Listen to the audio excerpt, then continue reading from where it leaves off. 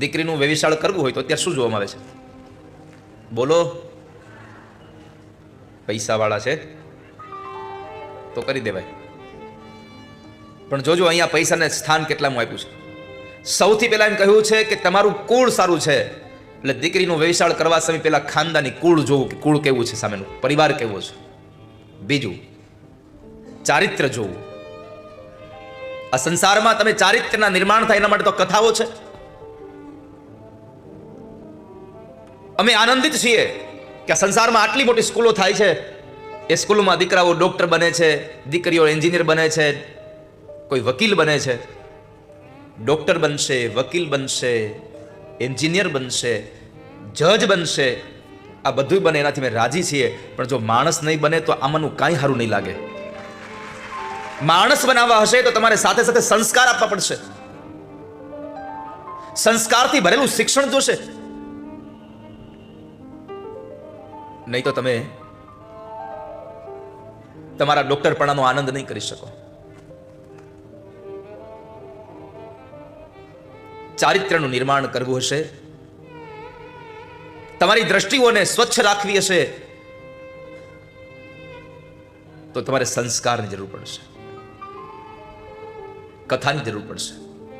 કે સંતાનના લગ્ન સમયે, વ્યવિશાળના સમયે બીજું સ્થાન ચારિત્ર્યને આપ્યું છે. પેલું કુળ, બીજું ચારિત્ર્ય, ત્રીજા સ્થાને રૂપ જોવું. કેમ કે પૈસાના વરાહમાં દોડી અને ગધેડાની ડોકે હીરો બાંધી દેવો નહીં. અત્યારે તમે જોશો ક્યાંક તો તમને પોતાને દયા આવી જશે કે આ હું જોયું આમાં. પછી ખબર પડે ખાલી પૈસો જોયો છે.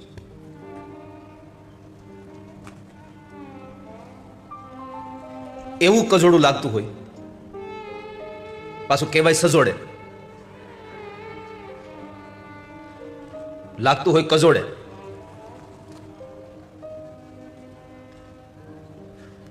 પૈસા જોઈને આવું ન કરશો. તમારી દીકરી ભલે 4 વ્હીલમાં ન આવે તો કાંઈ નહીં.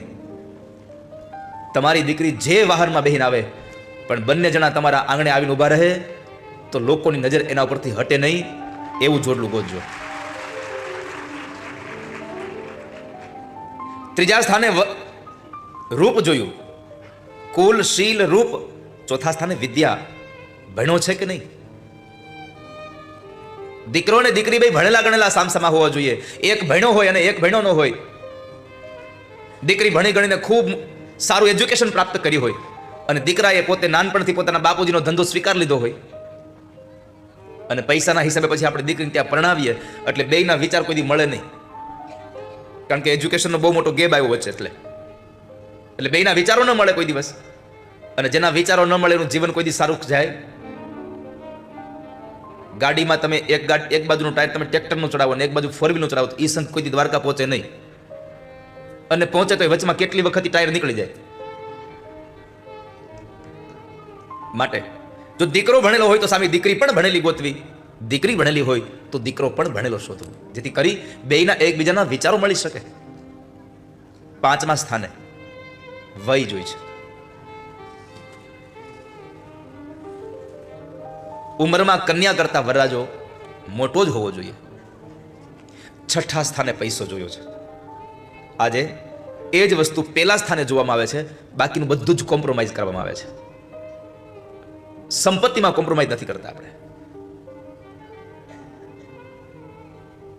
7મા સ્થાને ઘર જોવાનું કીધું છે. ધામ ભી ઘર. ઘર એટલે મકાનની વાત છે. મકાન જોવું પછી છેલ્લે 7મા સ્થાને. અત્યારે મકાન અને પૈસો પહેલા સ્થાનમાં જોવામાં આવે છે, બાકીનું બધું પછી જોવામાં આવે છે. મોટો બંગલો છે ને, બહુ સારું હાલ. પૈસા છે, બહુ સારું છે. વ્યાસપીઠથી આપ સૌને પ્રાર્થના છે, પૈસામાં અને મકાનમાં કોમ્પ્રોમાઇઝ કરજો, સંસ્કારોમાં કોમ્પ્રોમાઇઝ ન કરશો ક્યારેય. કેમ કે આ સંસારમાં જે સુખ પૈસા નથી આપતા ને, એ સુખ તમને સંસ્કાર આપે છે. પૈસો ગમે તેટલો તમારી પાસે હોય, પણ તમારી પાસે સારા વિચાર ન હોય, સદવિચારની સંપત્તિ જ ન હોય, તો સુખી નહીં થાવ કોઈ દિવસ. ઘર જોઈને દીકરી દેવી ને એના કરતા લાખ ગણું સારું છે કે વર જોઈને દીકરી દેવાય.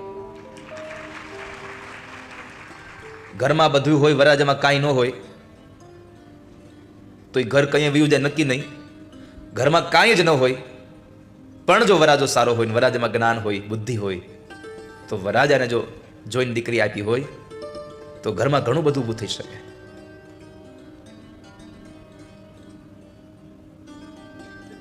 તો વર જોઈને દીકરી દેવાય. સંક્ષિપ્તમાં કહું, બંગલામાં રહેતા બગલા હારે દીકરી પરણાવી એના કરતા કોઈ ઝૂંપડામાં રહેતા હંસ હારે દીકરી પરણાવશો તો સુખી થાય. આ જીવ ભગવાનને કહે છે તમે મને લેવા આવજો, પણ તમે પરમાત્માને કહી ક્યારે શકો કે તમે મને લેવા આવજો? તમે ભગવાનને ક્યારે કહી શકો તમે મને લેવા આવજો? તમે ભગવાનને તમે ત્યારે જ લેવા આવવાનું કહી શકો કે જ્યારે તમે જીવનમાં કોઈ સત્કર્મ કર્યા હોય, કોઈ સારા કામ કર્યા હોય, તો તમે ભગવાનને કહી શકો કે મને લેવા આવજો. એક રિવાજ હતો કે પતિ પોતાના પત્નીને તું કહે અને પત્ની પોતાના પતિને તમે કહેતા. હવે એટલો યુગ ઝડપી બની ગયો, પત્ની હોતે કે તું લેતો આવજે. ખબર નહીં આ પાશ્ચાત્ય સંસ્કૃતિ આપણામાં ઘૂસી ગઈ છે. જે વિવેક અને જે મર્યાદા હોય એ ત્યાં રહેવી જ જોઈએ.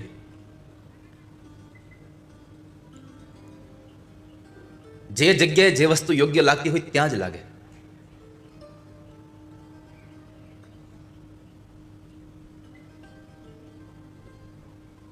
બહારના દેશોનું બીજું ઘણું ખરું અનુકરણ કરવા જેવું છે. આવું અમુક અમુક છોડી દે તો વાંધો નથી. ત્યાંની ડિસિપ્લિન આપણે અનુકરણ કરવા જેવી છે. એ નથી કરી કોઈને આપણે, પણ ત્યાં લોકો એકબીજાને તુકારે બોલાવે એટલે અહીંયા તુકારે બોલાવે છે બધાને. ત્યાંના લોકોની જેમ તમારા શાંતિનો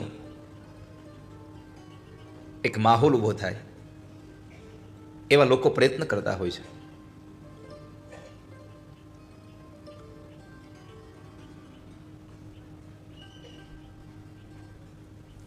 તો પત્ની પોતાના પતિને તમે કહીને બોલાવતી. આજે હવે પતિ એમ કે છે તમે લેતા આવશો ને. કેટલું બિચારું ફરી ગયું.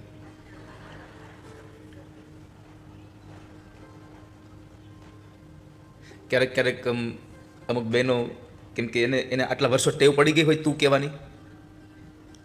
હવે મારી પાસે આવે પછી એ ભૂલી જાય,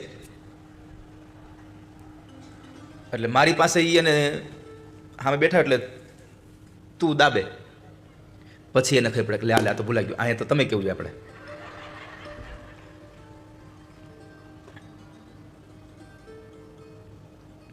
પણ વ્યાસપીઠ તમને પ્રાર્થના કરે છે તમે ગમે તેટલા ભણો, ગમે તેટલા સારા પદ ઉપર તમારી સત્તા મળે તમને, તમે ગમે તેટલું ધન કમાવો, પણ તમારા જીવનમાંથી વિવેક અને મર્યાદા વહી ન જાય એની કાળજી ખાસ રાખજો. ખાસ કાળજી રાખજો બાળ.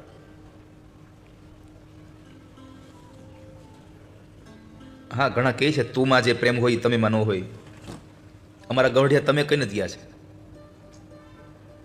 અને એને પ્રેમ હતો એવો તો આપણે છે જ ક્યાં. એને જે લાગણીઓ હતી એકબીજા પ્રત્યે એવી લાગણી છે જ ક્યાં સંસારમાં. ઘણી વખત બેન નથી કહેતા એને એવો કાંઈ શોખ જ નહીં.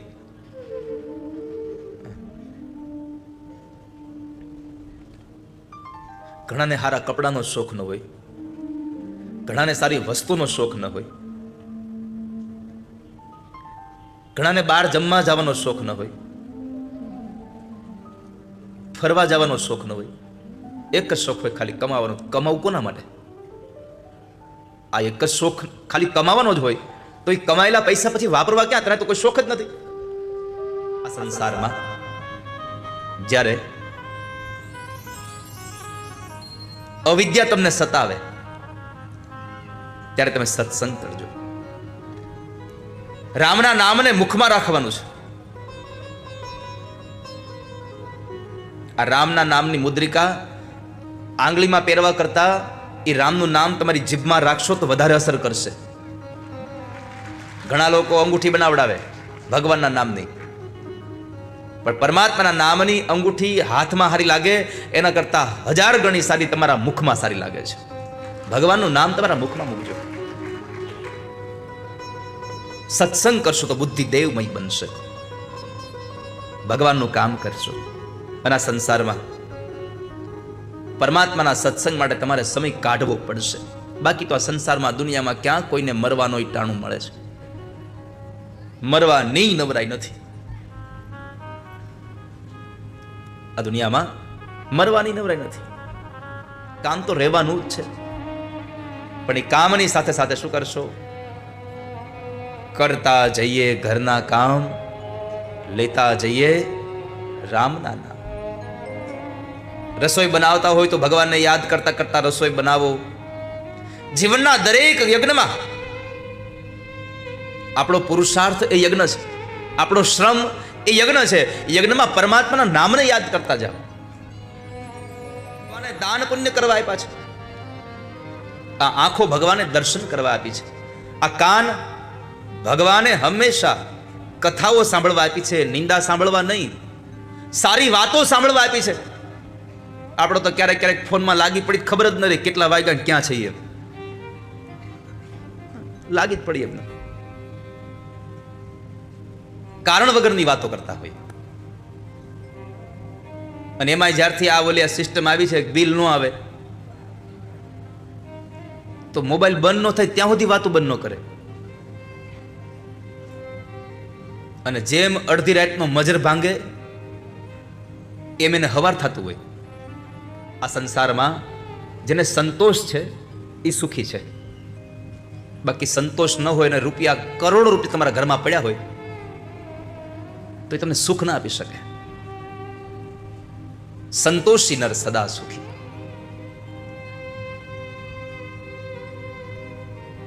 માટે જીવનમાં પરમાત્માએ જે આપ્યું છે એમાં સંતોષ રાખજો. જથા લાભ સંતોષ સદાય. રામચરિત માનસ એમ કહે છે કે જેને સંતોષ છે એને લાભ છે. બાકી સંતોષ વગર ગમે તેટલું ઘરમાં પડ્યું રહે એને સુખ ન મળે. અને આપણે એવું જ કરીએ છીએ. જે મળ્યું છે એને તેજુરીમાં પેક કરી દઈએ છીએ, એને વાપરતા નથી. જે નથી મળ્યું એને મેળવવા માટે થઈને દોડતા જ રહીએ. એમાં મળેલું જે છે એનો આનંદ આપણે લઈ શકતા નથી. પરમાત્માએ જે આપ્યું છે એનો આનંદ મેળવજો વાલા ભક્તો. ખીચામાં પડેલી ચોકલેટ યથા યોગ્ય સમયે ખાઈને એનો આનંદ મેળવી લેવો. નહીં તો પછી એ ચોકલેટને એમ મૂકી રાખશો હમણાં નહીં, પછી એની જાતે એ હરી જાય, પછી કાગળિયામાંથી નીકળશે નહીં. યથા યોગ્ય સમયે જે વસ્તુ પરમાત્માએ તમને આપી છે એનો સદુપયોગ કરી લેજો. આપણે ભગવાનના શરણે જઈએ, બધું છોડીને જઈએ તો થાય, પણ આપણે છૂટે તો નહીં. આપણે કાંઈ મૂકી તો શકતા નથી, ત્યાગ તો કરી શકતા છીએ નહીં. ત્યાગ કેવો? તો કહે છે કે જે મૂક્યું એને પાછું નહીં લેવાનું, આપી દીધું પાછું નહીં લેવાનું. પણ આપણો ત્યાગ એવો હોય ધોબીને કપડા જેવો. આપણે ધોબીને કપડા આપીએ પણ એ આપી દીધા ન હોય, પણ પાછા લેવાના હોય. પાછા આ સંસારમાં જે વિષયના જે વાસનાઓના જે કપડા છે એ ઉતરી જાય પછી બીજી વખત એને લેવાના નથી. એવી રીતે ત્યાગ કરવાનો છે. અને ત્યાગ પણ એવી વસ્તુનો થવો જોઈએ કે જે જીવનમાં તમને અતિશય પ્રિય હોય. આપણે માનતા લઈએ, બાધા લઈ કે મારું આ કામ નહીં થાય ને ત્યાં સુધી આ વસ્તુ નહીં ખાવ, પણ એ કેવી બાધા લીધી હોય કે જેનું કોઈ દી કામ જ ન હોય એને. તમે જેના વગર આમ રહી નથી શકતા એવી વસ્તુનો ત્યાગ કરો તો ઠાકોરજી રાજી થાય. તમને રીંગણાનું શાક ભાવે નહીં અને પછી તમે કહો કે હે ભગવાન મારું આ કામ નહીં થાય ત્યાં સુધી રીંગણા નહીં ખાવ, તો એમાં તમે ક્યાં કઈ મરી જવાના હતા? કોઈ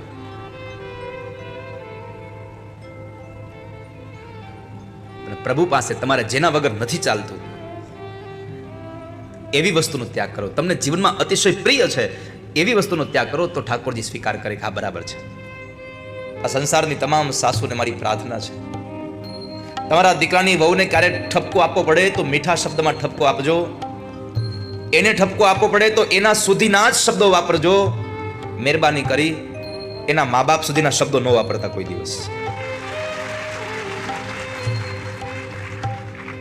પણ સાસુની જીભ સીધી ત્યાં પહોંચી જાય છે.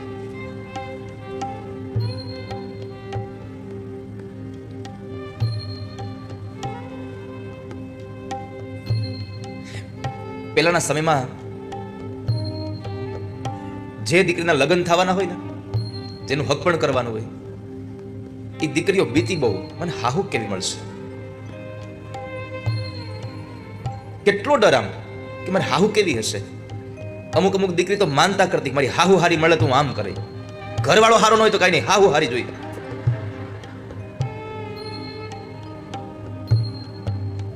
એક સમય હતો કે દીકરીઓ માનતા કરતી હાહુ કેવી મળશે, હાહુ હારી મળે, કેવી મળશે ની ચિંતા કરતી. સમય એવો આવ્યો, આજે હાહુ પ્રાર્થના કરે કે વહુ કેવી આવશે.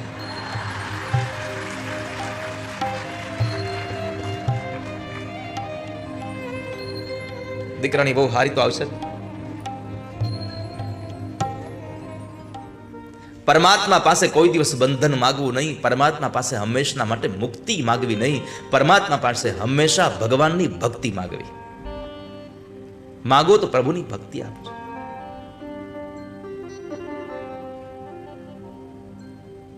પરમાત્મા પાસે મુક્તિ માગશો ને, તત્કાળ પાસ થઈ જાય તમારી અરજી. પણ ભગવાન પાસે ભક્તિ માગશો તો ભગવાન થોડોક વિલંબ કરશે. કેમ? ભગવાનને ડર છે કે હું ભક્તિ આપીશ તો મારો જ ભક્ત પાછો મને બાંધી લે. અહમ ભક્ત પરાધીન, હું મારા ભક્તોને આધીન છું. એટલે ભગવાન ભક્તિ આપતા વિચાર કરે છે, મુક્તિ આપવામાં, ભુક્તિ આપવામાં જરાય વિચાર કરતા નથી, તરત જ આપી દે છે.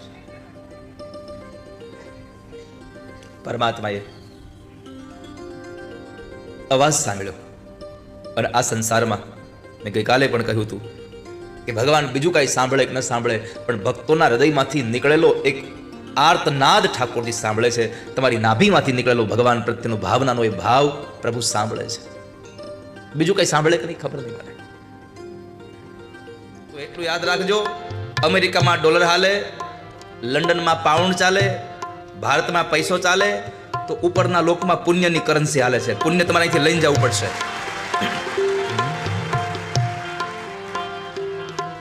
અને પુણ્ય કમાવા માટે તમારી પાસે રહેલી સંપત્તિથી સત્કર્મ થાય. પણ આપણે સત્કર્મમાં થાય કેવું, આપણે પૈસો ભેગો કરીએ અને એ પૈસાથી આપણો છોકરો આપણા મર્યા પછી ક્યાંક દાન આપે ને, એવી અપેક્ષાએ મરીએ આપણે. આપણને મજા ક્યારે આવે? જ્યારે આપણો દીકરો કોઈ જગ્યાએ સ્વર્ગસ્થ નામ લખાવે તઈ. મને તો સમજાતું જ નથી કે તમારા કમાયેલા પૈસા તમારે સ્વર્ગસ્થ શું કામ લખાવું છે? શ્રીમાન લખાવીને જાવ ને, હાથે દાન કરીને જાવ ને. તમને મળેલી સંપત્તિ પરમાત્માએ તમને જે તમારા પુરુષાર્થનું ફળ આપ્યું છે, તમારા હાથે લખાવીને જાઓ. પણ આપણે તો દીકરા હાટું જ ભેગું કરવા આવ્યા છીએ. જોજો, કોઈ માણસને પૂછો તમે કેમ આટલું કામ કરો છો ભાઈ, તો કે ભાઈ દીકરાઓને થોડીક કામ લાગે ને. આપણે આપણી હાટું કે ભેગું કરવું જ નથી, દીકરા હાટું જ ભેગું કરવું છે. આવતી પેઢી માટે જ ભેગું કરવું છે. આવનારી પેઢી એનું કરશે, આપણે આપણું કરીએ, આપણે આપણું લઈને જઈએ, આપણું ભાથું આપણે જાતે બાંધીને જઈએ. પ્રભુએ આપેલી સંપત્તિને યથોચિત માર્ગે વાપરવી. બાકી આ સંસારના લોકો 2-5 દિવસ યાદ કરે છે, પછી ભૂલી જાય છે. મને આ ઘરમાં બતાવો કે આપણા દાદાના બાપુજીનો ફોટો કોઈ ઘરમાં રાખ્યો હોય. આપણા બાપુજી વયા ગયા હોય ધામમાં તો એનો ફોટો હોય, એના બાપુજી વયા ગયા હોય તો આપણા દાદા હોય, આપણે એને ઓળખતા હોય એટલે એ દાદાનો રાખ્યો હોય. બસ એનાથી આગળ કોઈનો ફોટો આપણા ઘરમાં રાખીને પૂજતા હોય એવું છે જ નહીં. આ જીવને શ્વાસની સગાઈ છે અને આ સંસારમાં થાય છે ને, જુઓ તમે, આ સંસારમાં જીવને શ્વાસની સગાઈ છે. ઘરની નારી ઘડી કે આગળ ન મૂકે.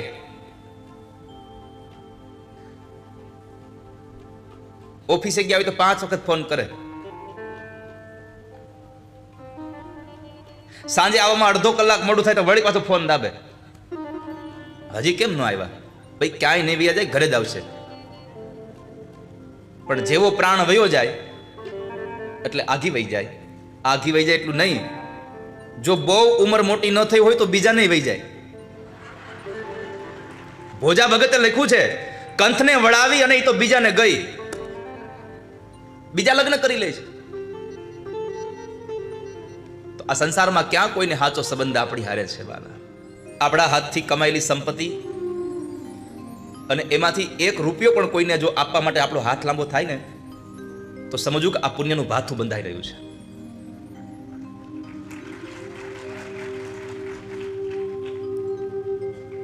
રાજા, આ સંસારના જીવને મુક્તિ તો મળવાની જ છે. મુક્તિ 2 પ્રકારે મળે, સદ્યો મુક્તિ, ક્રમ મુક્તિ. અહીંયા મુક્તિના પણ 2 જ માર્ગો છે, સદ્યો મુક્તિ અને ક્રમ મુક્તિ. સદ્યો મુક્તિ જોતી હોય તો ભગવાનના નામનું નાણું વધારે ભેગું કરવું પડશે, અને ક્રમ મુક્તિ જોતી હોય કે માણસ બન્યા પછી પશુમાં જઈએ, કીડા મકોડા પતંગિયા બનતા બનતા છેલ્લે મુક્તિ મળે, તો બહુ ભગવાનનું નામ ભેગું નહીં કરવું પડે. હવે નક્કી તમારે કરવાનું છે કે કીડા મકોડામાં થઈને જવું છે કે સીધું પહોંચી જવું છે. સીધું પહોંચી જવું હોય તો રોજ કથામાં વહેલા આવતા જજો. આ સંસારમાં બધા જ લોકો તમારાથી મોઢું ફેરવી શકે, પણ તમને જન્મ દેનારી માં કોઈ દી મોઢું ન ફેરવી શકે. સંસારમાં સંતાન ગમે તેવું થાય,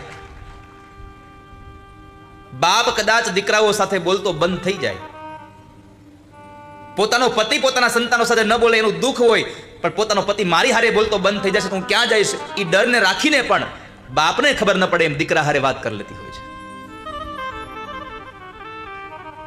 ઈ માં છે.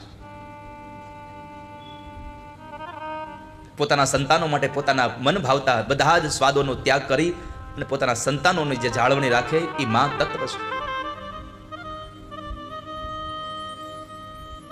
આ સંસારમાં કોઈ પોતાના માટે જો કોઈ પોતાના શરીરને પણ સાવ ખપાવી દેતું હોય તો 2 જ પાત્રો છે, એક જન્મ દેનારી માં અને એક જગતમાં આપણને ખંભે બેસાડી આ સંસારના દર્શન કરાવે એ આપણો જન્મ દેનારો બાપ. આ 2 એવા પાત્રો છે કે જે પોતાના સંતાનો માટે આખું શરીર પોતાનું પૂરું કરી દે છે, પોતાના જીવનને પૂરું કરી દે છે, સંતાનોના સુખ માટે.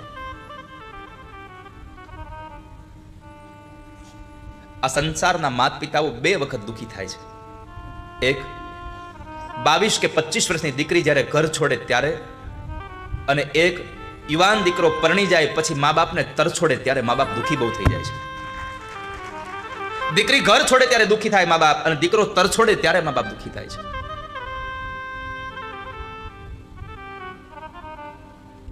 આજે કહેતા આનંદ થાય છે, આ સંસારમાં મા બાપ સંતાનો માટે જે કરે છે એવા સંસારમાં કોઈ નહીં કરી શકે.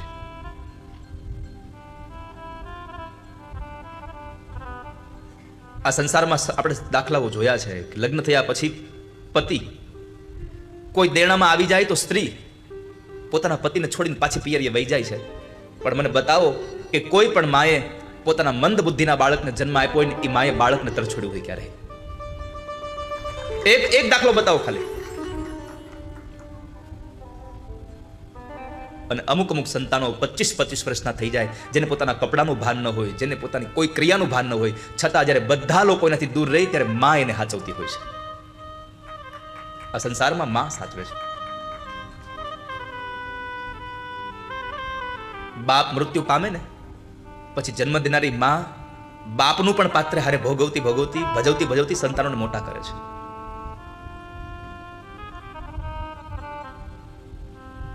યાદ રાખજો વાલા ભક્તો, ક્યારેક આપણને કોઈ ખોટું બોલે ને ક્યારેક આપણું કોઈ ખોટું કરે ને ત્યારે રાજી થવું, કદાચ એમાં પણ આપણું સારું હોય, એમાંય આપણું સારું હોય. આપણી નિંદા કરે તો ક્રોધ કરવાની જરૂર નથી, આપણી નિંદામાં આપણું સારું થતું હોય.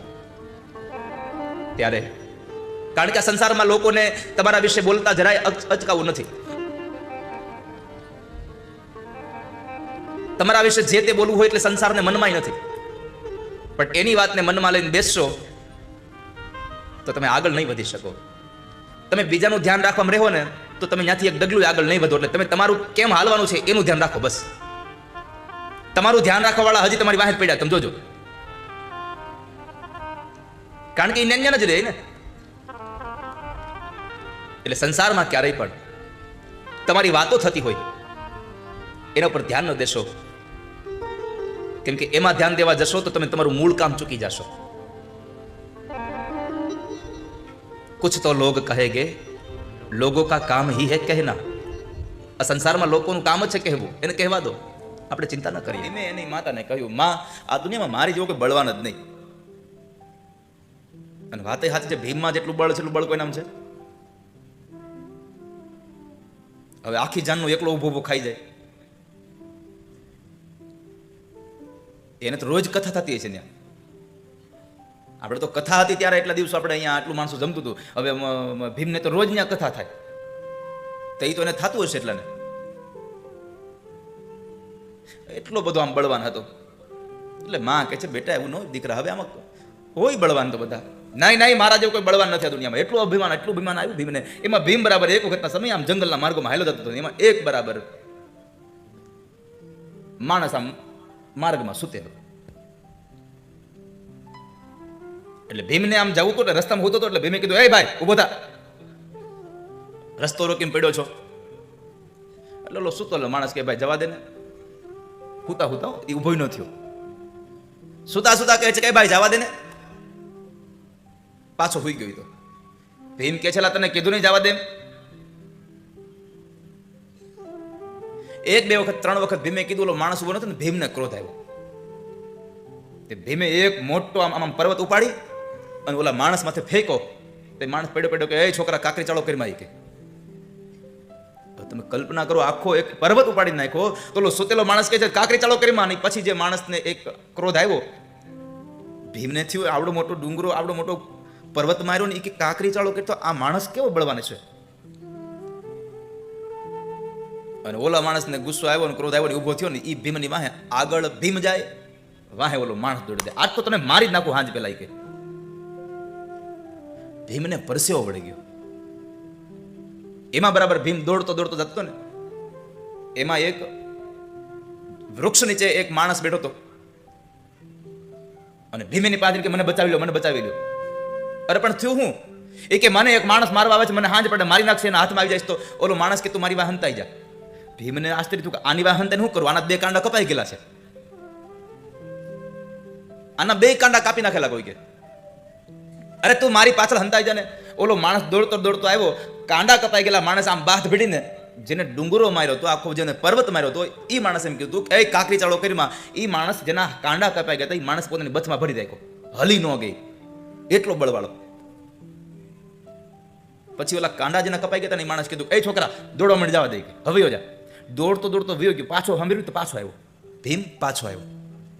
એને મગજમાં આવ્યું કે મેં પર્વત માર્યો, એ માણસ એમ કે છે કાકરી ચાળો કરીમાં, અને એ માણસને કાંડા કપાઈ ગયેલા માણસે પકડી રાખ્યો. તો આનામાં આટલું બળ છે, તો આના કાંડા કોને કપાય છે? એટલે એને પૂછવાની ઈચ્છા થઈ. પાછો આવ્યો. આવીને કે બીજું તો કાંઈ નહીં, મારે એટલું જાણવું છે કે તમારામાં આટલી બધી તાકાત છે, તો તમારા કાંડા કોને કાપ્યા? એ કાંડા કપાઈ ગયેલા માણસે કીધું કે કુંતીના 5 દીકરા, એમાંનો એક અર્જુન છે, એને મારા કાંડા કાપ્યા છે. અને મેં સાંભળ્યું છે કે એ કુંતીને 5 દીકરા છે, એમાંથી એકે હાથમાં આવે એટલે માર્યા વગરનું મૂકે ને. અને પછી જે ભીમ ઉઘાડા પગે દોડ્યો છે કે આ તો ઘરમાં જ છે, શેરમાંથી હવા શેર. એમ જિંદગીમાં અભિમાન ન કરશો ભલા. ક્યારે તમારી પાસે કોણ તમારા કરતા મોટું છે ખબર નહીં પડે. અને અંધારું થયું ને ગોપીએ ભગવતમાં યશોદાને કીધું, યશોદા તારા ઘરના દીવડા ક્યાં પડ્યા, લાવને દીવડા પ્રગટાવું નહીં. રડતી યશોદા એટલું જ બોલી છે, ગોપી હવે દીવડા નહીં થાય મારા ઘરમાં.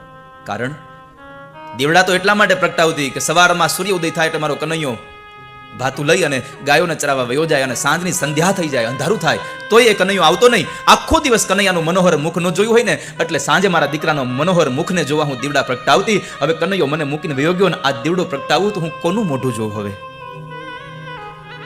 હું કોને જોઈશ? કંસનો ઉદ્ધાર કર્યો છે. ત્યારબાદ ભગવાન પછી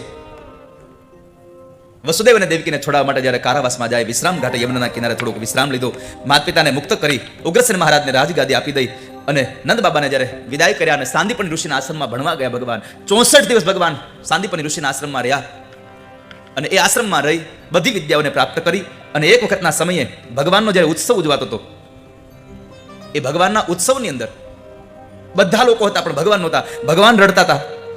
અને એ સમયે ઉદ્ધવજી આવી અને ભગવાનને પ્રશ્ન કરે, પ્રભુ તમે રડો છો?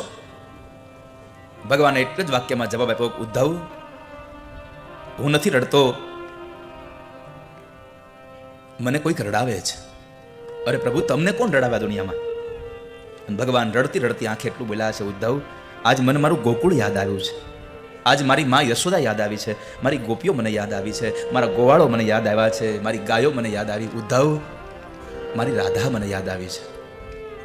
અને શાસ્ત્રકારોએ લખ્યું છે, જ્યારે જ્યારે ભગવાનને માની અને ગોકુળની યાદ આવી ત્યારે ત્યારે કૃષ્ણ રડ્યા છે. કહે છે પ્રભુ આવું કાંઈ હોય નહીં. એટલે ભગવાન સમજી ગયા કે આ જ્ઞાનની મૂર્તિ છે, સમજશે નહીં આમ જ. એટલે ભગવાને પોતાનો સંદેશો લઈ અને 5 દિવસ માટે વ્રજમાં મોકલ્યા છે કે જાવ ઉધર 2-5 દિવસ તમે વ્રજમાં જઈ આવો અને મારો સંદેશો ગોપીઓને અને બધાને આપી આવો ને. ભાગવતમાં લખ્યું છે કે ઉદ્ધવ 4 થી 5 દિવસ માટે વ્રજમાં રોકાવા આવ્યા હતા, પણ કનૈયા પ્રત્યેના પ્રેમની વાતોને સાંભળી અને ઉદ્ધવ 6 મહિના સુધી વ્રજમાં રોકાયા છે. રાધા પાસેથી કૃષ્ણ પ્રત્યેનો પ્રેમ સાંભળ્યો, ગોપીઓ પાસેથી કૃષ્ણ પ્રત્યેનો પ્રેમ સાંભળ્યો. જ્યારે ઉદ્ધવ આવ્યા ને પૂછ્યું ને કે નંદરાયનું ઘર ક્યાં છે, હું મથુરાથી આવું છું, ત્યારે ગોપીઓના એ મધ્યના ટોળામાંથી એક ગોપી બોલી હતી કે હવે શું બાકી રહ્યું છે મથુરા વાળાને, એક ક્રૂર આવ્યો તો અમારા કૃષ્ણ લઈ ગયો, હવે શું બાકી રહ્યું છે મથુરા વાળાને હજી લેવા આવ્યા છો. ગોપીઓએ અક્રૂરને ક્રૂર કીધા છે. પણ 6 મહિનાના એ કનૈયાના પ્રેમની વાતોને સાંભળી અને ઉદ્ધવનું હૃદય પરિવર્તિત થઈ ગયું. માં યશોદાનું એક જ વાક્ય ઉદ્ધવની આંખમાં આંસુડા લાવી દીધા. માં યશોદાએ એટલું કીધું, ઉદ્ધવ મારો દીકરો તો મહેલમાં રહેતો હશે ને? હા માં. તો બહુ બધી દાસીઓ સેવા કરતા છે ને? અરે હા માં, બહુ બધી દાસીઓ છે. માએ એટલું જ કીધું કે તમારા લાલાને એટલું કહેજો ને કે તારા મથુરાના મહેલમાં આટલી બધી દાસીઓ છે, એમાંથી એક આદી દાસીની જગ્યા ખાલી પડી હોય ને તો તારી યશોદા તારા માટે દાસી થવા તૈયાર છે, જો કનૈયાનું મોઢું જોવા મળતું હોય તો. માં રડી ગયા છે. અને આ વાતને સાંભળી અને ઉદ્ધવજી પણ રડ્યા. અને જ્યારે ઉદ્ધવજી નીકળે છે ત્યારે માએ એક માટીની ફૂલડીની અંદર માખણને મિશ્રી આપ્યા. આવીને ભગવાનને માખણ મિશ્રી આપ્યા અને ભગવાન ફરી પાછા રડ્યા છે, કારણ માખણને મિશ્રી ખવડાવનાર મારી મા યશોદા યાદ આવી ગઈ છે. માં યાદ આવ્યા છે.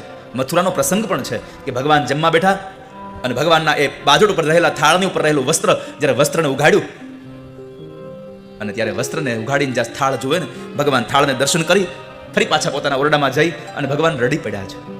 ઉદ્ધવે આવીને ભગવાનને કહ્યું, પ્રભુ શું કામ આમ કરો છો, જમી લો ને, કેટલું ભાવથી રસોઈ બનાવી તમારા માટે. અને ત્યારે ભગવાન સજળ નયને એટલું જ કીધું, ઉદ્ધવ દાસ અને દાસીઓને અને રસોઈયાને બધાને કહ્યું કે મારા માટે જે ભોજન બનાવવું હોય તે ભલે બનાવે, પણ આજ પછી મારી થાળીમાં કોઈ માખણને મિશ્રી ન મૂકે. ભગવાન રડાતા એ કથા બતાવી. શ્રીમદ ભાગવતના 10મા સ્કંદના પૂર્વાર્ધ ભાગને વિશ્રામ આપી. જેના મનમાં અહંકાર અભિમાન આવે એનું અહંકાર ભગવાન ઓગાળે, એમાં સંશય નથી વાલા. અને જિંદગીમાં કોઈ દી અભિમાન કરવું નહીં. આ દુનિયામાં છે ને શેરની માથે હવા શેર હોય ને હોય જ. આપણે એમ કહેતા હોય મારા સિવાય બીજો કોઈ હવે આ દુનિયામાં કઈ થાય નહીં, ના, એ ભૂલી જવું.